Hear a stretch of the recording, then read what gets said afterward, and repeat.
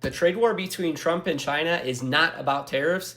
It's about who controls the modern world. I'm going to explain to you in detail what I mean, so make sure you watch this till the end. See, it was announced just the other day that Trump is going to be putting 100% tariffs back on China since China decided to impose export controls. And what export controls means is China is putting more restrictions on who can get their hands on rare earth metals. Now, it's important to note that China produces 90% of rare earth metals that the global economy needs. And to give you an idea, these are the industries that need rare earth materials. So we have oil, we have cars, we have computers, we have energy, we have satellite, we have electronics, we have water treatment, we have radiation monitoring, all of this stuff. And so you can say that China has a chokehold on rare earth metals. And so think about it like this. If China produces 90% of rare earth metals that the world needs, they can just as easily dictate who can get their hands on those rare earth metals and who can't get their hands on them. So when I say China has the power to control the modern world, that's what I mean.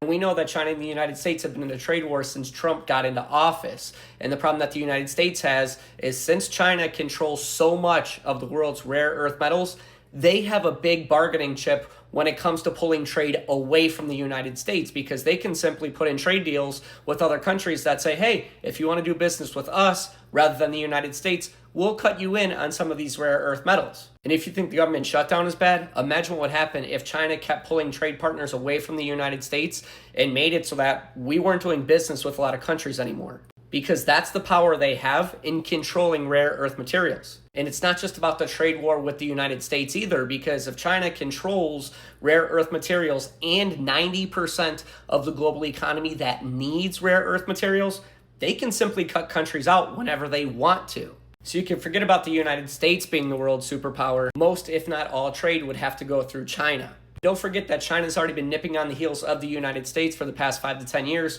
trying to overtake the United States in gross domestic product to become the world's biggest economy. If something isn't done with China, they very well could overtake the United States, and the world's economy now does run through China. And the only country that could stand in the way of China is the United States, because we are the world's biggest economy. We do have the global reserve currency, and we do have the trade partners to make sure that they stand in line. I'm not telling you this as a fear tactic. I'm telling you this because this should put into perspective the trade war that we're in with China right now. Because the truth of the matter is this: China has been trying to overtake the United States to become the world's biggest economy and ultimately become the world's superpower.